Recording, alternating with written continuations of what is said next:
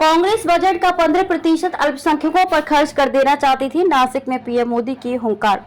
प्रधानमंत्री नरेंद्र मोदी ने बुधवार को आरोप लगाया कि कांग्रेस अपने पिछले शासन के दौरान सरकारी बजट का 15% हिस्सा अल्पसंख्यकों के लिए आवंटित करना चाहती थी। इसके साथ ही उन्होंने धर्म के आधार पर बजट को बांटने और नौकरियों या शिक्षा में आरक्षण की अनुमति नहीं देने का संकल्प लिया। उत्तर महाराष्ट्र में नासिक जिले के पिंपलगांव बसवंत में महायुति उम्मीदवारों केंद्रीय मंत्री भारती पवार बीजेपी और हेमंत गोडसे शिवसेना के समर्थन में एक चुनावी रैली को संबोधित करते हुए प्रधानमंत्री ने कहा कि धार्मिक आधार पर बजट को विभाजित करना खतरनाक है। मोदी ने कहा कि संविधान के मुख्य शिल्पी बाबा साहेब आम्बेडकर नौकरियों और शिक्षा में धर्म आधारित आरक्षण के सख्त खिलाफ थे। उन्होंने दावा किया कि केंद्र में सत्ता में रहने के दौरान कांग्रेस ने कुल बजट का 15% अल्पसंख्यकों को आवंटित करने की योजना बनाई थी। उन्होंने कहा कि जब मैं गुजरात का मुख्यमंत्री था तो कांग्रेस ने यह प्रस्ताव रखा था। बीजेपी ने इस कदम का कड़ा विरोध किया और इसलिए इसे लागू नहीं किया जा सका, लेकिन कांग्रेस इस प्रस्ताव को फिर से लाना चाहती है। प्रधानमंत्री ने कहा कि आम्बेडकर धर्म आधारित आरक्षण के खिलाफ थे,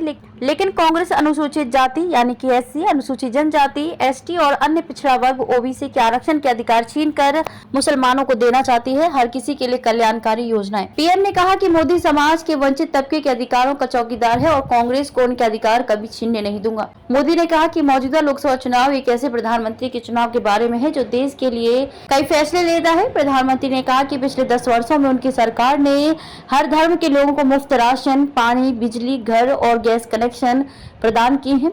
उन्होंने कहा कि कल्याणकारी योजनाएं हर किसी के लिए बनाई गई हैं। पार्टी विलय को लेकर शरद पवार पर निशाना। राष्ट्रीय कांग्रेस पार्टी एनसीपी अध्यक्ष शरद पवार का नाम लिए बिना मोदी ने कहा कि महाराष्ट्र में इंडिया गठबंधन के एक नेता को पता है कि कांग्रेस बुरी तरह हार रही है, इसलिए उन्होंने सुझाव दिया कि छोटे दलों को कांग्रेस में विलय कर देना चाहिए ताकि वह कम से कम विपक्षी पार्टी के रूप में खड़ी हो जाए। उन्होंने कहा कि जब नकली शिवसेना यूबीटी का जिक्र करते हुए कि कांग्रेस में विलय होगा तो मैं बाला साहेब ठाकरे को याद करूंगा, क्योंकि दिवंगत नेता ने अयोध्या में भव्य राम मंदिर के निर्माण और अनुच्छेद 370 को खत्म करने का सपना देखा था।